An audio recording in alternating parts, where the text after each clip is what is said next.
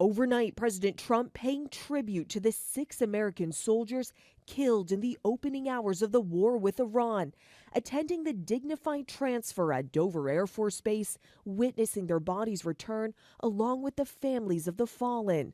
The 6 Americans were killed when a drone hit the facility where they were working in Kuwait. Among them, mothers, fathers, husbands, and brothers.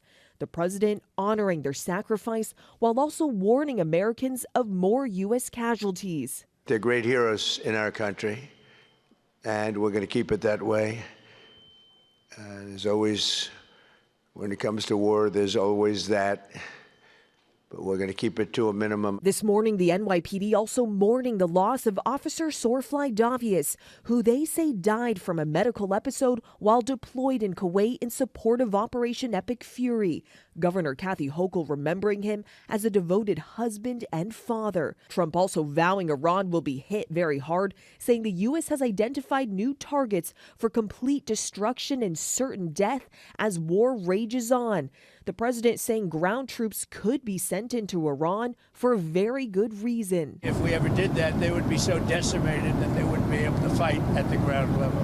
And the president responding to that strike on an elementary school that Iran says killed more than 150 on the first day of the war. Sources telling ABC News it's possible American forces are responsible for the attack as they were conducting other strikes in the area. But the president pushing back. No, in my opinion, based on what I've seen, that was done by Iran.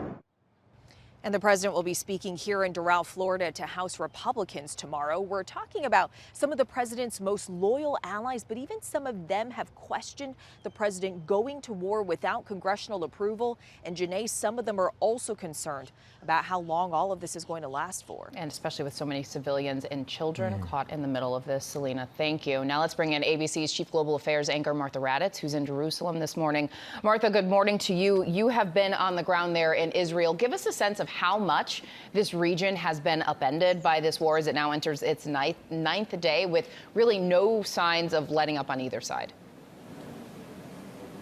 No signs of letting up at all, Janae. Certainly a huge section of missile launchers have been destroyed in Iran. The nuclear facilities, they say, have been destroyed at this point as much as they can be. But those flights, those fighter jets are going in there every single day. Missiles are still being launched towards Iran, and they certainly are being launched in this direction. You have people going into the shelters multiple times every night, and missiles, a few of those missiles have, as we know, gotten through the air defenses here in Israel. They have gotten a lot of Americans out of the region now, about 27,000 people who were in the region stuck, had no idea this war was about to begin, but there really are no signs that this is stopping anytime soon, Janae. Yeah, it's really terrifying, Martha. And President Trump has talked about this idea of regime change. Other administration officials, they seem to have a more limited view of the objectives of this war. We know that you're going to be speaking here with the U.S. Ambassador to the UN, Mike Waltz, later this morning. So how is the administration explaining what comes next? How could this end? They talk about the president choosing the next supreme leader. But this morning, Israel is saying they will kill anybody who is chosen who they do not want. And looking for a supreme leader they do want, or President Trump wants, is going to be a very, very tall order.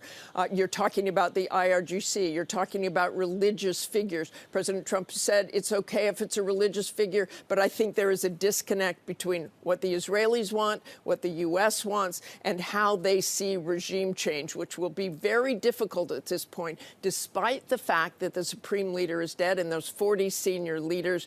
We just really have no idea what would come next and what they will do if they don't like it, Gio and Janae. Yeah, that is the central question here. All right, Martha, thank you so much. And tune into This Week Later. Martha anchors a special edition of This Week from Jerusalem. And as we mentioned, she's going to be joined by U.S. Ambassador to the UN, Mike Waltz, along with former Joint Chiefs Chairman, Admiral Mike Mullen, and former Israeli Ambassador to the U.S., Michael Oren.